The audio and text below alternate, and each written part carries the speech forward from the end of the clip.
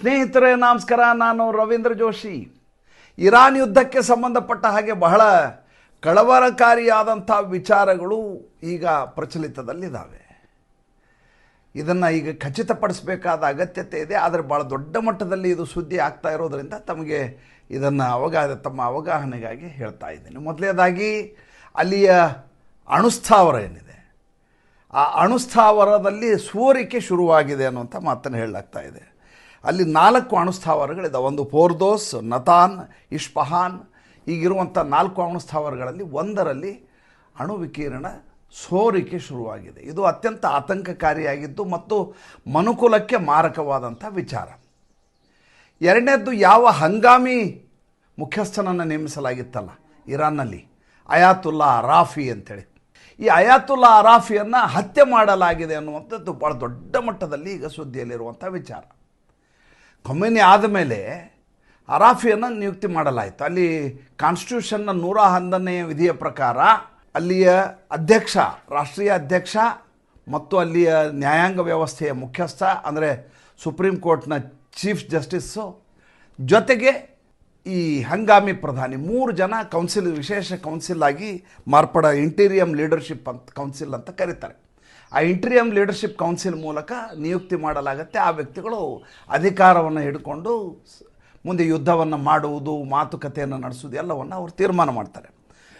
ಮೊನ್ನೆ ಅಯಾತುಲ್ಲಾ ಖೊಮೇನಿಯನ್ನು ಹತ್ಯೆ ಮಾಡಿದ ದಿವಸ ಅಲ್ಲಿಯ ಡಿಫೆನ್ಸ್ ಮಿನಿಸ್ಟರನ್ನು ಹತ್ಯೆ ಮಾಡಲಾಗಿತ್ತು. ಅದೇ ಸಂದರ್ಭದಲ್ಲಿ ಈಗ ಅಲ್ಲಿ ಹಂಗಾಮಿ ಡಿಫೆನ್ಸ್ ಮಿನಿಸ್ಟರನ್ನು ನಿಯುಕ್ತಿ ಮಾಡಲಾಗಿದೆ. IRGC ಮುಖ್ಯಸ್ಥನನ್ನು ಹತ್ಯೆ ಮಾಡಲಾಗಿತ್ತು. ಅದಕ್ಕೆ ಪರ್ಯಾಯವಾಗಿ ಇನ್ನೊಬ್ಬ IRGC ಮುಖ್ಯಸ್ಥನನ್ನು ನೇಮಕಾತಿ ಮಾಡಲಾಗಿದೆ. ಹೀಗೆ ಯಾವ್ಯಾವ ಸ್ಥಾನಗಳು ತೆರವಾಗಿದ್ದವೋ ಆ ಸ್ಥಾನಗಳಿಗೆ ಬೇರೆಯವರನ್ನು ತಂದು ಕೂಡಿಸುವ ಮೂಲಕ ಮತ್ತೆ ಯಥಾವತ್ತಾಗಿ ಇರಾನ್ನಲ್ಲಿ ಅಧಿಕಾರ ನಡೆಯುವಂಥ ವ್ಯವಸ್ಥೆಯನ್ನು ಅಲ್ಲಿಯ ಸರ್ಕಾರ ಮಾಡಿಕೊಂಡಿದೆ. ಮಜಾ ಅಂದರೆ ನೋಡಿ, ವಿಶೇಷ ನಾನೊಂದು ಮಾತು ಮೊನ್ನೆ ಸಂಚಿಕೆಯಲ್ಲಿ ಹೇಳಿದೆ. ಏನಂದರೆ, ನರೇಂದ್ರ ಮೋದಿ ಬಂದು ಹೋಗುವವರೆಗೂ ಯಾವುದೇ ರೀತಿಯಾದಂಥ ಆತಂಕ ಅಲ್ಲಿ ಇರಲೇ ಇಲ್ಲ. ಯುದ್ಧದ ಭೀತಿ ಬಹಳ ತಿಂಗಳುಗಳಿಂದ ಇತ್ತು. ಆಮೇಲೆ ವಾರ್ಶಿಪ್ಗಳನ್ನು ತಿಂಗಳುಗಟ್ಟಲೆ ಮುಂಚೆನೇ ಡೊನಾಲ್ಡ್ ಟ್ರಂಪ್ ಅಲ್ಲಿ ಕಳಿಸಿಯಾಗಿತ್ತು. ಆದರೆ ಮಾತುಕತೆಯ ಹಂತದಲ್ಲಿದ್ದಾಗ ಇದ್ದಕ್ಕಿದ್ದ ಹಾಗೆ ಯುದ್ಧ ಶುರುವಾಗಿದ್ದು ಹೇಗೆ ಅನ್ನೋದು ಭಾಳ ದೊಡ್ಡ ಮಟ್ಟದ ಜಿಜ್ಞಾಸೆ. ಈಗ ನರೇಂದ್ರ ಮೋದಿಯವರು ಇಸ್ರೇಲನ್ನು ಭೇಟಿಯಾಗಿದ್ದು 25-26ನೇ ತಾರೀಕು, ಫೆಬ್ರವರಿ 25-26. 27ನೇ ತಾರೀಕಿಗೆ ಒಮಾನ್ನಲ್ಲಿ ಮಾತುಕತೆ ನಡೆಯೋದಿತ್ತು ಇರಾನ್ ಮತ್ತು ಅಮೆರಿಕೆಯ ಮಧ್ಯೆ. ಜಿನಿವಾದಲ್ಲಿ ಮಾತುಕತೆ ಅಂತ ತೀರ್ಮಾನ ಆಯಿತು. ಒಮಾನ್ ಮಧ್ಯಸ್ಥಿಕೆಯನ್ನು ವಹಿಸಿತ್ತು.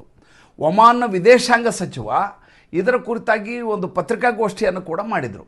ಅದರಲ್ಲಿ 4 ಅಂಶಗಳನ್ನು ಇದರಲ್ಲಿ ಮಾತುಕತೆಗೆ ಸೂಚನೆಯನ್ನು ಕೊಡಲಾಗಿತ್ತು. ಏನು 4 ವಿಷಯಗಳೇನಂತಂದರೆ, ಮೊದಲನೇದಾಗಿ ಅವರ ಬಳಿ ಇರುವಂಥ 400 kg ಯುರೇನಿಯಂ ಎನ್ರಿಚ್ಮೆಂಟ್ ಆಗಿರೋದು ಏನಿದೆ, ಆ ಯುರೇನಿಯಂ ಎನ್ರಿಚ್ಮೆಂಟ್ ಆಗಿದ್ದನ್ನು ಡೈಲ್ಯೂಟ್ ಮಾಡಬೇಕು ಇರಾನ್. ಅದು ಸಾಂದ್ರ ಸ್ಥಿತಿಯಲ್ಲಿ ಇರಬಾರ್ದು. ಅದು ಇತ್ತಂತಂದರೆ ಮಾರಕ. ಅದನ್ನು ನೀವು ಡೈಲ್ಯೂಟ್ ಮಾಡಬೇಕು. 2ನೇ ಪಾಯಿಂಟು, ಸ್ಟಾಕ್ ಪೈಲಿಂಗ್ ಮಾಡೋ ಹಾಗಿಲ್ಲ. ಅಂದರೆ ಈ ಯುರೇನಿಯಂ ಎನ್ರಿಚ್ಮೆಂಟ್ ಮಾಡೋದು ಅನಿವಾರ್ಯ ಇರುತ್ತೆ. ಯಾವುದಕ್ಕೆ? ವೈದ್ಯಕೀಯ ವಿಷಯಕ್ಕೆ ಅಥವಾ ಇಂಧನವನ್ನು ಮಾಡಲಿಕ್ಕೆ, ಬೇರೆ ಬೇರೆ ಕಾರಣಗಳಿಗಾಗಿ ಯುರೇನಿಯಂ ಎನ್ರಿಚ್ಮೆಂಟ್ ಮಾಡ್ತಾರೆ. ಯುರೇನಿಯಂ ಎನ್ರಿಚ್ಮೆಂಟ್ ಮಾಡಿದ್ದನ್ನು ಆಯಾ ಕೆಲಸಗಳಿಗೆ ಬಳಸಬೇಕೇ ವಿನಃ ಅದನ್ನು ಪೈಲ್ ಮಾಡಿ, ಅಂದರೆ ಅದನ್ನು ಸ್ಟಾಕ್ ಮಾಡಿಕೊಂಡು ನಾಳೆ ಅದು 90% ಆದಾಗ ಅದನ್ನು ಬಾಂಬಾಗಿ ಪರಿವರ್ತನೆ ಮಾಡಿಕೊಳ್ಳುವಂಥ ಪ್ರಯತ್ನವನ್ನು ಮಾಡಬಾರ್ದು. 3ನೇದಾಗಿ IAEA ಅಂತ ಅದಕ್ಕೊಂದು ರೆಗ್ಯುಲೇಟರಿ ಅಥಾರಿಟಿ ಇದೆ.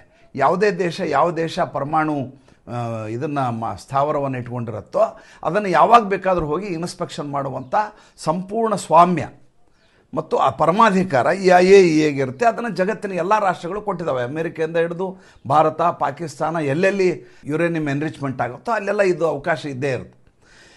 ಪರಮಾಣು ತಯಾರು ಮಾಡುವಂಥದ್ದು ಎಲ್ಲಿದೆ ಅಲ್ಲೆಲ್ಲ ಈ ವ್ಯವಸ್ಥೆಯನ್ನು ನೀಡಲಾಗಿದೆ. ಅಲ್ಲಿಗೆ ಇವ್ರನ್ನ ಬಿಡ್ತಾ ಇರಲಿಲ್ಲ ಇಷ್ಟು ದಿವಸ ಇರಾನ್ನಲ್ಲಿ. ನಿಮ್ಮ IAEAಗೂ ನಮಗೂ ಸಂಬಂಧ ಇಲ್ಲ, ನಾವು ಯಾರನ್ನೂ ಬಿಡೋದಿಲ್ಲ ಅಂತ ಹೇಳ್ತಾ ಇದ್ದ ಖೊಮೇನಿ. ಈಗ ಅಲ್ಲಿಗೆ ಪರ್ಮಿಸಿಬಲ್ ಲಿಮಿಟ್ನಲ್ಲಿ ಯುರೇನಿಯಂ ಎನ್ರಿಚ್ಮೆಂಟ್ ಮಾಡಬೇಕು ಮತ್ತು ಮಾಡುವುದನ್ನು ಉಸ್ತುವಾರಿ ಮಾಡಲಿಕ್ಕೆ, ನೋಡಲಿಕ್ಕೆ ಸಂಪೂರ್ಣವಾಗಿ IAEAಗೆ ಅಧಿಕಾರ ಇದೆ ಅಂತ. ಆಮೇಲೆ ಮಾನಿಟರಿಂಗ್ ವ್ಯವಸ್ಥೆ ಇದೆ ಅಂತ. 2009ರಿಂದ ಈಚೆಗೆ ಮಾಡಲಿಕ್ಕೆ ಕೊಡ್ತಿರಲಿಲ್ಲ ಅವರು.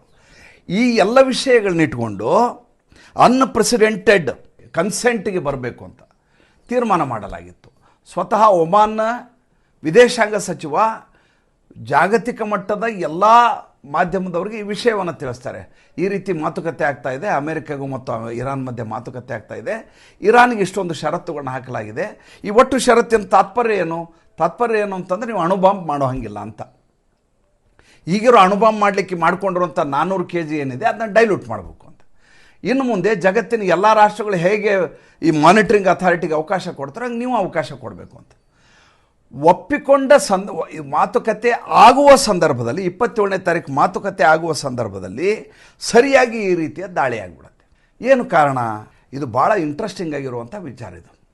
ನೋಡಿ, ಅಮೇರಿಕಾ ಮಾತುಕತೆಗೆ ಸಿದ್ಧ ಇದೆ ಅಂತ ಡೊನಾಲ್ಡ್ ಟ್ರಂಪ್ ಆವಾಗಿಂದ ಹೇಳ್ತಾ ಇದ್ದಾರೆ. ಆದರೆ ಡೊನಾಲ್ಡ್ ಟ್ರಂಪ್ ಮನಸ್ಸಿನಲ್ಲಿ ಏನಿದೆ, ಅಲ್ಲಿ ರೆಜಿಮ್ ಚೇಂಜ್ ಆಗಬೇಕು ಅಂತ ಇದೆ, ಈ ಮತಾಂಧನ ಅಲ್ಲಿ ಉಳಿಸಬಾರ್ದು, ಇವನ್ನ ನಿರಂಕುಶ ಪ್ರಭುತ್ವವನ್ನು ಮಾಡ್ತಾ ಇದ್ದಾನೆ, ಇವನ್ನ ಬಿಡಬಾರ್ದು ಅನ್ನೋದು ಡೇ ಒನ್ನಿಂದ ಇರುವಂಥ ಒಂದು ಅಜೆಂಡಾ, ಇದು ಹಿಡನ್ ಅಜೆಂಡಾ. ಇಸ್ರೇಲ್ ಅಂತೂ ಯಾವುದೇ ಕಾರಣಕ್ಕೂ ಇರಾನಿಗೆ ವಿನಾಯಿತಿ ಕೊಡುವ ಪ್ರಶ್ನೆಯೇ ಇಲ್ಲ.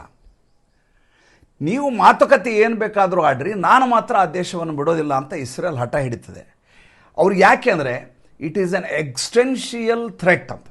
Iran is an existential threat. ಅದು ಅವರ ಅಸ್ತಿತ್ವಕ್ಕೆ ಧಕ್ಕೆ ತರುವಂಥ ಆತಂಕಕಾರಿ ದೇಶ. ಅದು ಆ ದೇಶವನ್ನು ಅವರು ಮುಗಿಸಲೇಬೇಕು. ಆದ್ದರಿಂದ ಮಾತುಕತೆಗೆ ಪೂರ್ವದಲ್ಲಿಯೇ ಯುದ್ಧಕ್ಕೆ ತಯಾರಿಯನ್ನು ಮಾಡಿಕೊಂಡು ಅದಕ್ಕಿಂತ 3 ತಿಂಗಳ ಮುಂಚೆ ಸಂಪೂರ್ಣ ಖೊಮೇನಿ ಮತ್ತು ಅವರ ಎಲ್ಲ ಅಧಿಕಾರ ವರ್ಗದವರ ಮೂಮೆಂಟ್ಗಳನ್ನು ಫಾಲೋ ಮಾಡಲಿಕ್ಕೆ ಬೇಹುಗಾರಿಕೆಯನ್ನು ಬಿಟ್ಟು, ನೋಡಿ, ಒಂದು ಕಡೆ ಮೊಸಾದು, ಒಂದು ಕಡೆ CIA, 2 ಕಡೆಯಿಂದ ಇವ್ರದ್ದು ರಹಸ್ಯ ಕಾರ್ಯಾಚರಣೆ ನಡೀತಾ ಇದೆ. ರಹಸ್ಯ ಕಾರ್ಯಾಚರಣೆ ನಡೀತಾ ಇದೆ ಅಂತ ಸ್ವತಃ ಖೊಮೇನಿಗೂ ಗೊತ್ತಿದೆ, ಮತ್ತು ಅಲ್ಲಿಯ IRGC ಇದೆಯಲ್ಲ ಇರಾನದ್ದು, ಆ IRGC ಅವ್ರಿಗೂ ಗೊತ್ತಿದೆ. IRGC ಅವರು ಒಂದು ಕಮಿಟಿ ಬೇರೆ ಮಾಡಿದರು. ಏನಂತ? ಕಳೆದ ಬಾರಿ ಜೂನ್ 25ರಲ್ಲಿ ಒಂದು ಯುದ್ಧ ಆಯ್ತಲ್ಲ, 12 ದಿವಸದ 12 days ವಾರ್ ಅಂತಾರೆ ಅದಕ್ಕೆ.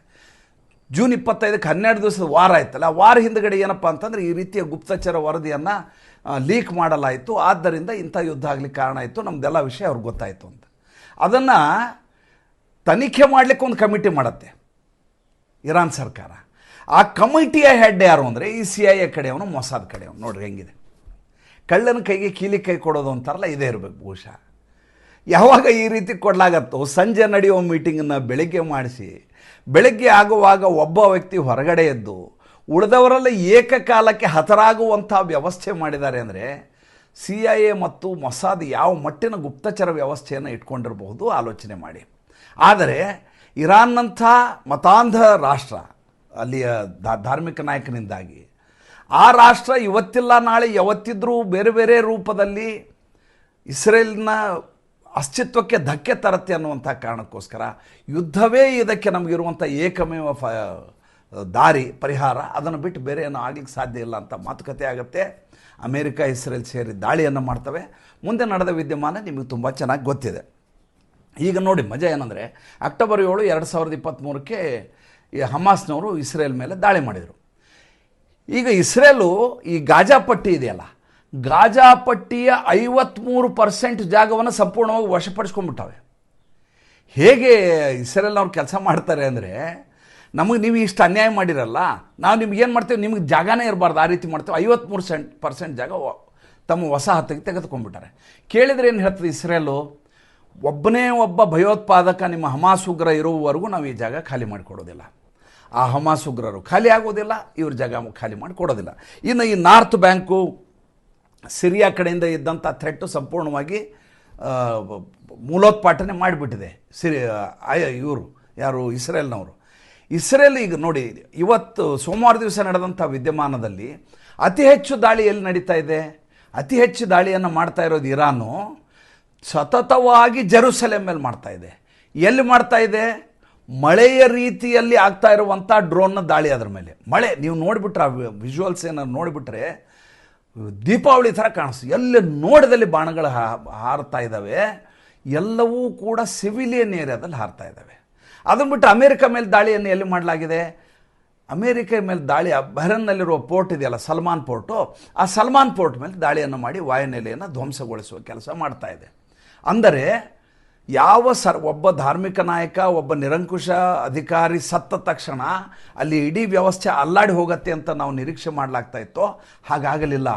ಅಲ್ಲಿರುವಂಥ ಸಂವಿಧಾನ ಏನಿದೆ ಅದು ಕೊಟ್ಟಂಥ ಅಧಿಕಾರದನ್ವಯ ಸೆಕ್ಷನ್ ನಂಬರ್ 111 ಪ್ರಕಾರ ಪರ್ಯಾಯವಾಗಿ ಎಲ್ಲ ಅಧಿಕಾರಗಳ ನಿಯುಕ್ತಿ ಆಗತ್ತೆ ಮತ್ತು ಉಸ್ತುವಾರಿಗೆ ಒಬ್ಬ ಹಂಗಾಮಿ ಪ್ರಧಾನಿನೂ ಹಂಗಾಮಿ ಮುಖ್ಯಸ್ಥನೂ ಆಗಿಬಿಡ್ತಾನೆ ಅರಾಫಿ. ಆದಮೇಲೆ ಯಾವ ಖೊಮೇನಿ ಆರ್ಡರ್ಗಳನ್ನ ಇಶ್ಯೂ ಮಾಡ್ತಿದ್ದ ಆ ಆರ್ಡರ್ಗಳನ್ನ ಈತ ಇಶ್ಯೂ ಮಾಡ್ಲಿಕ್ಕೆ ಶುರು ಮಾಡಿಬಿಡ್ತಾನೆ. ಮಾಡಿ ಅವರಿಗಿರುವಂಥ ಅತಿ ದೊಡ್ಡದಾದಂಥ ಶಕ್ತಿ ಯಾವುದು? Ballistic missile. ನೋಡಿ, ಇರಾನ್ ಎಂಥ ದೇಶ ಅಂದರೆ ಇರಾನು ಜಗತ್ತಿನ 17ನೇ ಅತಿ ದೊಡ್ಡ ದೇಶ. ಅದು 17th biggest country in the world. ಅದು ಭಾರತದ ಅರ್ಧದಷ್ಟು ಗಾತ್ರ ಇದೆ. ಅದರ 50% ಆಫ್ ಅವರ್ ನೇಷನ್. ಭಾರತದ ಅರ್ಧದಷ್ಟಿರುವ ರಾಷ್ಟ್ರ. ಸ್ಟ್ರಾಟಜಿಕ್ ಪಾಯಿಂಟ್ನ ಹಿಂದಿನ ಸಂಚಿಕೆಯಲ್ಲಿ ಹೇಳಿದ್ದೇನೆ, ಹೇಗೆ 3 ಕಡೆ ಪರ್ವತ, 1 ಕಡೆ ಕರಾವಳಿ ಇದೆ ಅನ್ನೋದ್ರಿಂದ ಎಲ್ಲ ಹೇಳಿದ್ದೇನೆ. ಅವರಲ್ಲಿ ಏರ್ಫೋರ್ಸ್ ಇಲ್ಲ. ಏರ್ಫೋರ್ಸ್ ಇರಲಾರ್ದ ರಾಷ್ಟ್ರ ಅದು. ಏರ್ಫೋರ್ಸ್ ಸ್ಟ್ರಾಂಗ್ ಇರೋದು ಯಾವುದು? ಇಸ್ರೇಲು ಮತ್ತು ಅಮೇರಿಕ ಯಾವ ವಿಷಯದಲ್ಲಿ ಇವ್ರನ್ನ ಮುಗಿಸಬಲ್ಲದು ಅಂದರೆ, ಒಂದು ಅವರ ಬಳಿ ಇರುವಂಥ ಅಬ್ರಹಾಂ ಲಿಂಕನ್ ಎನ್ನುವಂಥ ಒಂದು ದೊಡ್ಡದಾದಂಥ ಪಟ್ಟಣ, ಅದಕ್ಕೆ ನೀವು ಯಾವುದೋ ಹಡಗು ಅನ್ನೋಕ್ಕಾಗಲ್ಲ. ಆ ರೀತಿಯದಾದಂಥ ಈಗಾಗಲೇ 9 ಇವರ ನೌಕೆಗಳನ್ನ ಮುಗಿಸ್ಬಿಟ್ಟಾರ ಅವರು. ಸಮುದ್ರ ನೌಕೆಗಳನ್ನು ಇರಾನದ್ದು ಧ್ವಂಸ ಮಾಡಿ ಆಗಿ ಹೋಗಿದೆ ಅಮೇರಿಕ. ಜೊತೆಗೆ ಅವ್ರಿಗಿರುವಂಥ ಏರ್ಫೋರ್ಸ್ ಶಕ್ತಿ, ಒಂದು ಸಲ ಮೇಲೆ ಬಂದು ಎಲ್ಲ ಬಾಣ ಬಿರುಸು ಕೆಳಗಡೆ ಬಿಟ್ಟರೆ ತುಪಾಕಿಗಳನ್ನು, ಈ ಕ್ಷಿಪಣಿಗಳನ್ನು ಏನೂ ಉಳಿದಬಾರ್ದು ಇರಾನ್. ಆ ರೀತಿ ದಾಳಿ ಮಾಡುವ ಶಕ್ತಿ ಇರಾನ್ಗೂ, ಅಮೇರಿಕೆಯ ಪಡೆಗಳಿಗೂ ಇದೆ, ಇಸ್ರೇಲ್ಗೂ ಇದೆ. ಆದರೆ ಏರ್ಫೋರ್ಸ್ ಇರಲಾರದ ದೇಶ ಅಂತಂದರೆ ಈ ಇರಾನ್ಗಿರುವ ಶಕ್ತಿ ಏನು? ಬ್ಯಾಲಿಸ್ಟಿಕ್ ಮಿಸೈಲ್ಸು, ಸೂಪರ್ಸಾನಿಕ್ ಸ್ಪೀಡು ಹೋಗಿ ಹಾಕಿ ಹೊಡಿತಾ ಇರ್ತಾವೆ ನಿರಂತರವಾಗಿ. ಅವರ ಸ್ಟಾಕ್ ಹೇಗಿದೆ ಅಂದರೆ ನೀವು ನಂಬಲಿಕ್ಕೆ ಸಾಧ್ಯ ಇಲ್ಲ. ಆ ಮಟ್ಟಿಗೆ ಅವರು ಮಾನಸಿಕವಾಗಿ ಮತ್ತು ತಾಂತ್ರಿಕವಾಗಿ ತಯಾರಾಗಿ ಕೂತ್ಬಿಟ್ಟಿದ್ದಾರೆ. ಅಲ್ಲಿರುವಂಥ ಪೊಲಿಟಿಕಲ್, ಅಲ್ಲಿರುವಂಥ ಸೋಷಿಯಲ್ ಮತ್ತು ಅಲ್ಲಿರುವಂಥ ರಿಲಿಜಿಯಸ್ ಲೀಡರ್ಸು ಮತ್ತು ಇವರೇನಿದ್ದಾರೆ ಅವರು ಯುದ್ಧಕ್ಕೆ ಸಂಪೂರ್ಣ ಸನ್ನದ್ಧರಾಗಿ ಏನಾದರೂ ಆಗಲಿ ಅನ್ನೋ ಮಟ್ಟಿಗೆ ಹೋಗಿ ನಿಂತ ಹಾಗೆ ಈಗಿರುವಂಥ ವಾತಾವರಣದಲ್ಲಿ ಕಾಣಿಸ್ತಾ ಇದೆ. ಹಾಗಂತ ಅಮೇರಿಕ ಇಸ್ರೇಲ್ನ ಮಣಿಸ್ಲಿಕ್ಕೆ ಸಾಧ್ಯವ? ಇವರು ಮಣಿಸ್ಲಿಕ್ಕೆ ಸಾಧ್ಯ ಇಲ್ಲ. ಸಮಸ್ಯೆ ಇರೋದೇನು ಅಂತಂದರೆ ಅಲ್ಲಿಯ ಪರಿಸ್ಥಿತಿಯನ್ನು ನೀವು ಅರ್ಥ ಮಾಡ್ಕೋಬೇಕು. ಈ ಯುದ್ಧ ಆಯಿತು, ಜೂನ್ 25ಕ್ಕೆ ಯುದ್ಧ ಆಯ್ತಲ್ಲ, ಅದಕ್ಕಿಂತ ಮುಂಚೆ ಭಾಳ ದೊಡ್ಡದಾದಂಥ ಒಂದು ಗೃಹ ಯುದ್ಧ ಆಯ್ತು. ನಿಮ್ಗೆ ನೆನಪಿದೆ ಅನ್ಕೋತೇನೆ ಅದನ್ನ. ಅಲ್ಲೇನಾಯಿತು, ಇವರು 1.4 ಮಿಲಿಯನ್ ರಿಯಾಲ್ಸ್ಗೆ, ಅಂದರೆ 14 ಲಕ್ಷ ರಿಯಾಲ್ಸ್ಗೆ $1 ಪ್ರೈಸ್ ಆಯಿತು. ಅಂದರೆ ಆ ಮಟ್ಟಿಗೆ ಹಣದುಬ್ಬರ ಶುರುವಾಗಿ ಹೋಯ್ತು ಅಲ್ಲಿಗೆ. ಯಾವಾಗ ಎಲ್ಲ ಕಡೆಯಿಂದ ನಿಷೇಧ ಆಯಿತು, ಎಲ್ಲಿಯೂ ವ್ಯಾಪಾರ ವಹಿವಾಟು ಮಾಡಲಿಕ್ಕಾಗೋದಿಲ್ವೋ, ಧಾರ್ಮಿಕವಾದಂಥ ಸಮಸ್ಯೆ, ಅಂದರೆ ಮತಾಂಧರದಿಂದ ಕೂಡಿದಂಥ ರಾಷ್ಟ್ರ, ಜೊತೆಗೆ ಒಳಗಡೆ ಅರಾಜಕತೆ, ಇದೆಲ್ಲ ಸೇರಿ ಯಾವ ದೇಶ ಸಮೃದ್ಧವಾಗಿರುವಂಥ ದೇಶ, ನಾನು ಹೇಳಿದ್ದೆ ನಮಗೆ 200 ವರ್ಷ ಕಾಲ ಪೆಟ್ರೋಲಿಯಂ ಮತ್ತು ಅನಿಲ ಉತ್ಪನ್ನದ ಮೇಲೆ ಬದುಕಬಹುದಾದಂಥ ದೇಶ ಆಯ್ತದು. ಯಾವಾಗ ಅಲ್ಲಿ ಹಣದುಬ್ಬರ ಆಗಿಬಿಡುತ್ತೋ, ಡಿಸೆಂಬರ್ 28ರಿಂದ ಜನವರಿ 7ರವರೆಗೂ ನಿರಂತರವಾಗಿ ಗೃಹ ಯುದ್ಧ ಶುರುವಾಗತ್ತಲ್ಲಿ, ನಾನ್ ಸ್ಟಾಪ್ ಆಗಿ. ಹೀಗೆ ಶುರುವಾಗತ್ತಲ್ಲ, ಆವಾಗಲೇ ರೆಜಿಮ್ ಚೇಂಜ್ ಆಗತ್ತೆ ಅಂತ ಎಲ್ಲರೂ ಭಾವಿಸಿದರು. ಆ ಮಧ್ಯೆ ಜೂನ್ 25ರಿಂದ 12 ದಿವಸ ಯುದ್ಧ ಮಾಡಲಾಯಿತು. ಅಂದರೆ ಕಳೆದ 1 ವರ್ಷದಿಂದ ಈಚೆಗೆ ಇರಾನ್ ನಲುಗಿದಷ್ಟು ಬೇರೆ ಯಾವ ದೇಶವು ನಲಗಲಿಕ್ಕೆ ಸಾಧ್ಯವಿಲ್ಲ, ಅಷ್ಟು ನಲಿಗೆ ಹೋಗಿದೆ. ಆದರೆ ಅಲ್ಲಿರೋ ಧರ್ಮಾಂಧ ನಾಯಕನಿದ್ದಾನಲ್ಲ, ಆತ ಎಂಥ ಪಟ್ಟಭದ್ರ ಹಿತಾಸಕ್ತಿ ಅಂತಂದರೆ, ದೇಶವೇ ಮುಳುಗಿ ಹೋದರೂ ಪರವಾಗಿಲ್ಲ, ನನ್ನ ರೆಜಿಮನ್ನು ಚೇಂಜ್ ಮಾಡಲಿಕ್ಕೆ ನಾನು ಸಿದ್ಧನಿಲ್ಲ. ಸುತ್ತಲೇ ಇರುವಂಥ ಎಲ್ಲ ಇಸ್ಲಾಂ ರಾಷ್ಟ್ರಗಳು ಕೂಡ ಆತನ ವಿರುದ್ಧ ನಿಂತಿದ್ದಾವೆ.